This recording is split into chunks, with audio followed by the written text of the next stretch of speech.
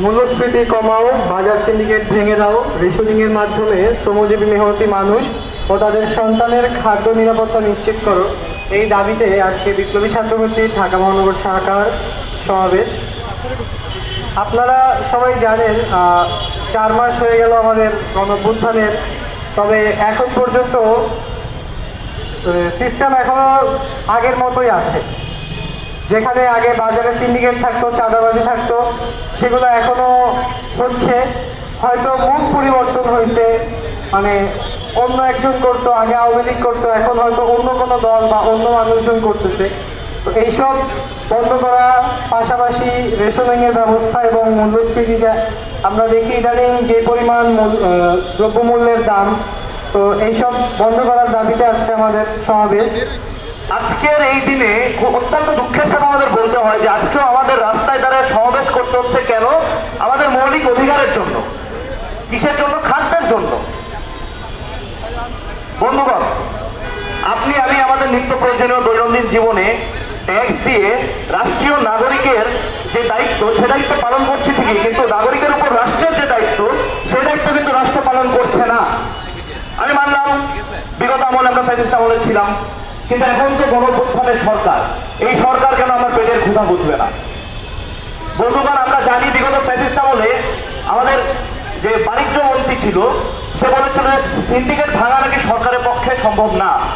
সেক্ষেত্রে আমরা বুঝতেই পারি যে গত সরকার আসলে এই সিন্ডিকেট যাদের ছিল তাদের রাজনীতি করছে, যেসব ব্যবসায়ী ছিল তাদের রাজনীতি করছে। কিন্তু বর্তমান সরকার, যারা কিনা গণঅভ্যুত্থানের পর আসছে, এদের তো গণ আকাঙ্ক্ষার উপর রাজনীতিটা চলার কথা। এরা তো সিন্ডিকেটের রাজনীতিটা করে না, এরা তো ব্যবসায়ীদের রাজনীতি করে না।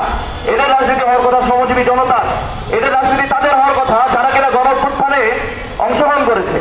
কিন্তু দেখেন, এদের রাজনীতি কাদের? ব্যবসায়ীদের।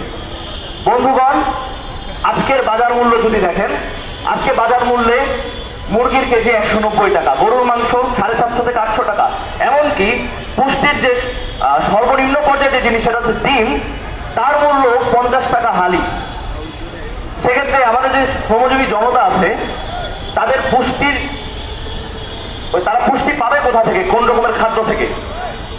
বন্ধুগণ, আজকে আমাদের প্রোগ্রাম আপনারা সবাই দেখতে পাচ্ছেন কি নিয়ে হচ্ছে। বাজার সিন্ডিকেট ভাঙো, দ্রব্যমূল্যের দাম কমাও এবং রেশনিং সিস্টেম করো।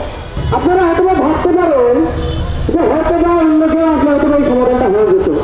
বিষয়টা আসলে এরকম না।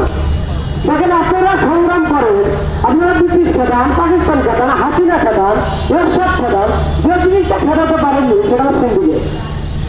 এই সিন্ডিকেটরা এখানে এই বাণিজ্য বা এই দ্রব্যমূল্যের উত্তরগতিটা কৃত্রিম ভাবে ঘটায় তাদের মুনাফা বিক্রির জন্য। এই সিন্ডিকেট ব্যবস্থার দেখা যদি আমরা ভাঙতে না পারি, তাহলে এই সমস্যার সমাধান আমরা পাবো না।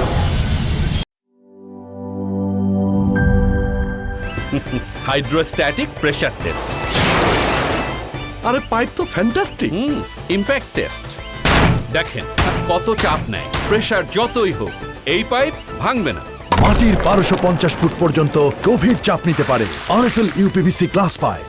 পাইপের বস, না কিনলে লস।